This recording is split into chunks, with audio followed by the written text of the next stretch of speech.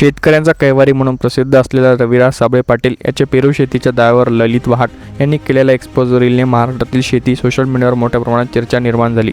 रीलमध्ये मुख्य मुद्दा असा आहे की एका एकरात 1,500 पेरूंची रोपे कशी बसतील, हा हिशोब आहे की फसवणूक। रविराज साबळे पाटील मी माझ्या आयुष्यामध्ये 1 रुपयाचा फ्रॉड केला नाही रे। शेतीविषयक व्हिडिओ, प्रेरणादायी भाषणे आणि शेतकरी संघर्षावर मोठ्या प्रमाणात कंटेंट तयार करतात।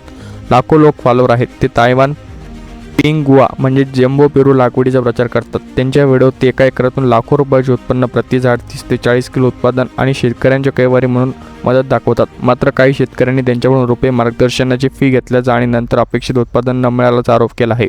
ललित वाघ यांच्या रीलने हा मुद्दा उघड केला। त्यांनी 1,500 रुपये प्रति एकर हा आकडा शारीरिकदृष्ट्या अशक्य असल्याचं दाखवलं। कमेंटमध्ये शेतकरी म्हणतात, एका एकरात 1,500 रुपये कसे बसतील, पागल आहे का साबळे?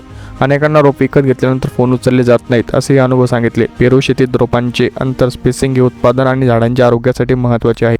सामान्यतः सामान्य लागवड 6 × 6 मीटर सुमारे 110 ते 112 रोपे प्रति एकर, म्हणजे 6 मीटर ते 5 मीटर सुमारे 132 रोपे प्रति एकर। मध्यम घनता 3 मीटर ते 2 मीटर सुमारे 600 ते 660 रोपे प्रति एकर। यात प्रति एकर 12,000 किलोपर्यंत उत्पादन शक्य असते। अति घनता 2 मीटर × 1 मीटर किंवा त्याहूनही कमी 1000 ते 1200 प्रति रोप 1 एकर शक्य। पण यासाठी नियमित काटेकोर छाटणी, ड्रिप इरिगेशन, फर्टिलायझेशन आणि उच्च व्यवस्थापन गरजेचे आहे। झाडे लहान ठेवावी लागतात, अन्यथा सावली, रोग आणि कमी दर्जाचे फळ येते। 1,500 रोपे प्रति एकर हे फक्त अतिघनता पद्धतीचे शक्य आहे, पण सामान्य शेतकऱ्यांसाठी व्यावहारिक नाही। यासाठी विशेष प्रशिक्षण, सतत देखभाल आणि मोठा खर्च लागतो। साबळे यांनी दावा आहे की आकडा सरळ सांगितल्याने शेतकऱ्यांना गैरसमज होऊ शकतो। रोपांची किंमत 25-30 रुपयाऐवजी 7 ते 10 रुपयांना खरेदी करून 25-30 रुपयांना विक्री करणे हा नफा मार्जिन चर्चेत आला।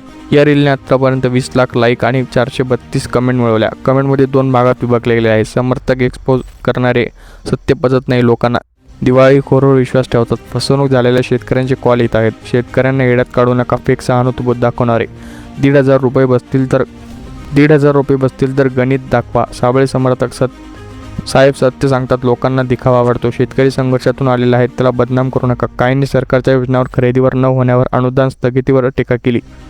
काही शेतकऱ्यांनी स्वतःचे अनुभव सांगितले, कन्सल्टंट घेतले, पैसे दिले पण फोन उचलत नाही। एका कमेंटमध्ये म्हटले, गोरगरीब शेतकऱ्यांना 50% सूट द्या, दर कैवारी म्हणवता येईल, शेतकरी जलद श्रीमंत व्हावा आणि असे आकडे दाखवणारे अनेक यूट्यूबर, कन्सल्टंट येतात। खडकनाथ, सीताफळ, पेरू, ड्रॅगन फ्रूट अशा पिकांमध्ये असे दावे वारंवार होतात। वास्तवता माती, पाणी, हवामान, कीड, रोग नियंत्रण याचा विचार न करता आकडे दिले जातात। उच्च घनता लागवडीत प्रारंभिक खर्च जास्त, जोखीम जास्त, बाजारभाव, विक्री व्यवस्थापन नसल्याने नुकसान होते। शेतकरी संघटना आणि कृषी विभागाने अशा दाव्यांची तपासणी करणे गरजेचे आहे। फसवणूक झाल्यास कायदेशीर कारवाई व्हायला हवी।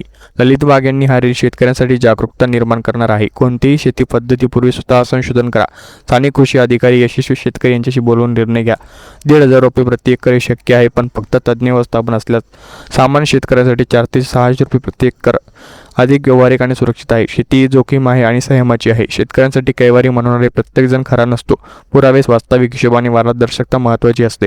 शेतकऱ्यांनी एकमेकांना मदत करून अशा फसवणुकीला रोखले पाहिजे। सरकारने शेती कन्सल्टन्सी आणि रोप विक्रीचे नियमन करणे आवश्यक आहे।